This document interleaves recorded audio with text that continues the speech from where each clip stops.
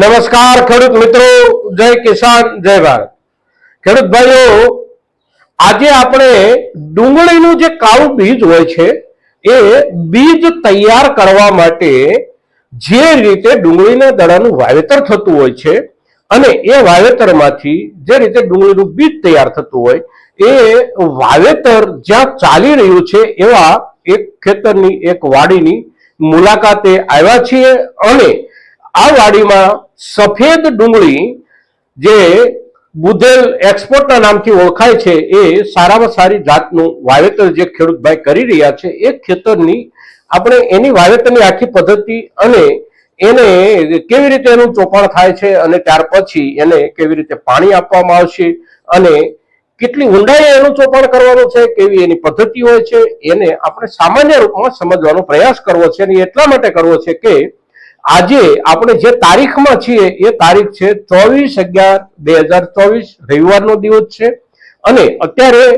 આ પ્રકારના ખેતીના પાકના ચોપાણનો સમય ચાલી રહ્યો છે। આગામી દિવસોમાં એટલે કે ડિસેમ્બર મહિનાની લગભગ 15 થી 17, 18 કે 20 તારીખ સુધી પણ કેટલાક ખેડૂત ભાઈઓ આપણા ડુંગળીનું બીજ પકવવા માટેના દડાનું ચોપાણ કરશે અને કરી શકાય છે ત્યાં સુધી એકંદર સમય સારો ગણાય એના વાવેતર માટેનો। એટલે આ મુદ્દા ઉપર હજી પણ આપણા કોઈ પણ ખેડૂત ભાઈઓ બીજ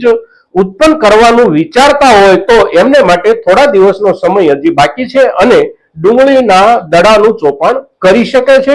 અને એની જે પદ્ધતિ છે એને આપણે જોવાનો પ્રયાસ કરીએ છીએ મિત્રો અને આ આખા વિડીયોમાં આપણે એની ખૂબ વિસ્તૃત જાણકારી સાથેના દરેક તબક્કાનો અભ્યાસ કરી અને આપની સામે રજૂ કરવાનો પ્રયાસ કર્યો છે। ખેડૂત તરીકે અભ્યાસ માટે આપણા દરેકને માટે ખૂબ જરૂરી છે અને તેથી આ વિડીયો આપ વ્યવસ્થિત રીતે અને પૂરેપૂરો જોવા માટે અવશ્ય સમય કાઢજો મિત્રો। આ જે ખેતર, આ જે વાડી આપણે જે જોઈ રહ્યા છીએ આ ભાવનગર જિલ્લાના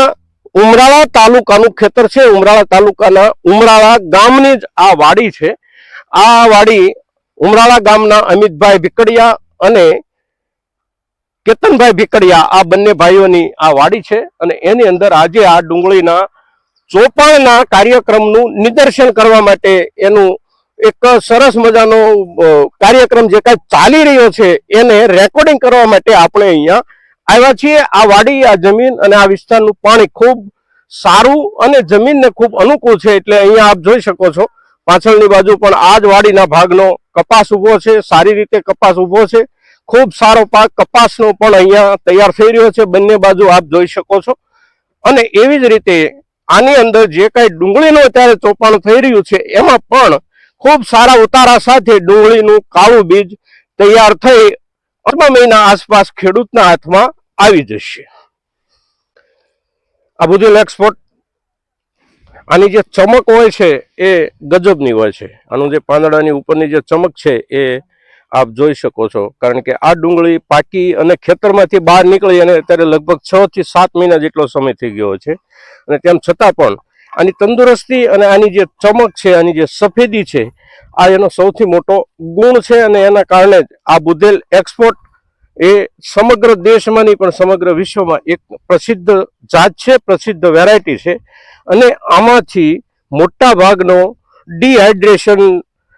પાવડર તૈયાર થઈ અને દેશ અને દુનિયામાં સારી રીતે વેચાય છે અને મહુવા એ આપણું આ પાવડર બનાવવા માટેનું સૌથી મોટું કેન્દ્ર છે સમગ્ર દેશમાં આ બુધેલ એક્સપોર્ટ। હવે જોઈએ આનું ચોપાણ કઈ રીતે થાય છે, જમીનની તૈયારી કેવી હોય છે, કેવી રીતે એમાં પાળા પાટલા થાય છે અને કેવી રીતે ચોપાણ થાય છે, કેટલી ઊંડાઈએ થાય છે। આ ચોપાણની કામગીરી ચાલે છે। આ ભોવડો છે જેને આપણે પાળિયું પણ બોલતા હોઈએ કેટલાક વિસ્તારમાં, તો આ જે ભોવડો છે આ ભોવડાની આ પહોળાઈમાં કુલ 1, 2, 3, 4 અને 5 ચાહ પાડવામાં આવે છે અને આ ચાહની અંદર આવી રીતે આ જે ડુંગળી ચોપાઈ રહી છે આવી રીતે એને જમીનમાં ખૂબ કાળજીથી દાટવી પડતી હોય છે। ખૂબ કાળજી એટલે વ્યવસ્થિત રીતે બિલકુલ સારી રીતે સીધો એનો દડો બેસે એવી રીતે એને જમીનમાં ચોપવાની હોય છે અને ત્યારબાદ એના ઉપર માટી ઢાંકી દેવાની હોય છે। આ ડુંગળીની ઉપર લગભગ ઓછામાં ઓછી 1 ઇંચ જેટલી માટી ફરજિયાત ચડવી જોઈએ ઉપર, અને એવા હિસાબથી જો માટી ચડે એના ઉપર તો જ આ દડો પાકે ત્યાં સુધી સલામત રહી શકે છે. નહીં તો ડુંગળીનો નિયમ એવો છે કે એના જે મૂળિયા છે એ મૂળનો વિકાસ થાય, એટલે વિકાસ દરમિયાન ધીમે ધીમે ડુંગળીનો દડો જમીનની સપાટી તરફ આવતો હોય છે. એટલે જો ઉપરના ભાગમાં ડુંગળી રહી ગઈ હોય તો મોટો થયેલો દડો સપાટી પર જ્યારે આવી જાય ત્યારે સામાન્ય પવનની આંટી આવે તો પણ એ પડી જતો હોય છે. ન પડી જાય એટલા માટે અત્યારથી જ એને પૂરતી ઊંડાઈએ દાટી અને એના ઉપર સારી રીતે માટી વાળવામાં આવતી હોય છે.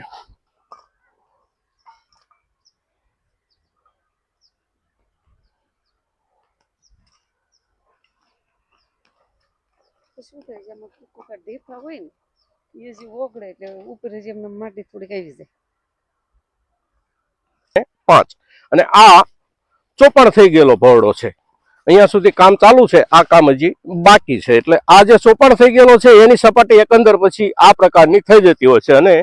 સારી રીતે એમાં પાણી ચાલી શકે અને આગળ જઈ શકે, પસાર થઈ શકે, કોઈ જગ્યાએ ભરાય નહીં. એટલા માટે એની જે સામાન્ય મરામત કરવાની હોય, એટલે કે એનું જે કાંઈ થોડું ઘણું ખંપાળીથી લીપણ ગુપણ કરવાનું હોય એ થઈ ગયા પછી આના ઉપર પાણી ચડાવવામાં આવતું હોય છે. વાવેતર થાય ત્યારે વાવેતર જે કંઈ ઉગે એના કરતા 10 ગણું, 20 ગણું કે 25 ગણું નિંદામણ ઉગતું હોય છે. અને આ નિંદામણની સમસ્યા દરેક ઋતુના પાકમાં હોય છે. ચોમાસુ પાકમાં પણ હોય છે, શિયાળુ પાકમાં પણ હોય છે, અને ઉનાળુ ઋતુના પાકમાં પણ હોય છે. દરેક પાકમાં હોય છે. પણ એમાંથી કેટલાક પાક એવા છે કે વૈજ્ઞાનિક સંશોધનોના કારણે કેટલાક પાકોની અંદર નિંદામણ ઉગતું આપણે અટકાવી શકીએ એવી વ્યવસ્થા એગ્રી સાયન્સ એટલે કે કૃષિ વિજ્ઞાન તરફથી આપણા સુધી પહોંચી ચૂકી છે. જેમ કે પેન્ડીમિથિલિન છે, તો પેન્ડીમિથિલિન જે કોઈ પાકની અંદર આપણે પિયત પાણીની સાથે મૂકી શકતા હોઈએ એવા જે કોઈ પાક કે વાવેતર હોય એમાં પેન્ડીમિથિલિનનો જો આપણે પ્રયોગ કરે ખેડૂત તરફથી તો મોટા ભાગનું નિંદામણને ઉગતું અટકાવી શકાતું હોય છે. આ ડુંગળી જે છે, દડા જે છે, દડાનું જે ચોપાણ છે એ આ વર્ગનો પાક છે, અને તેથી આની અંદર ખેડૂત ધારે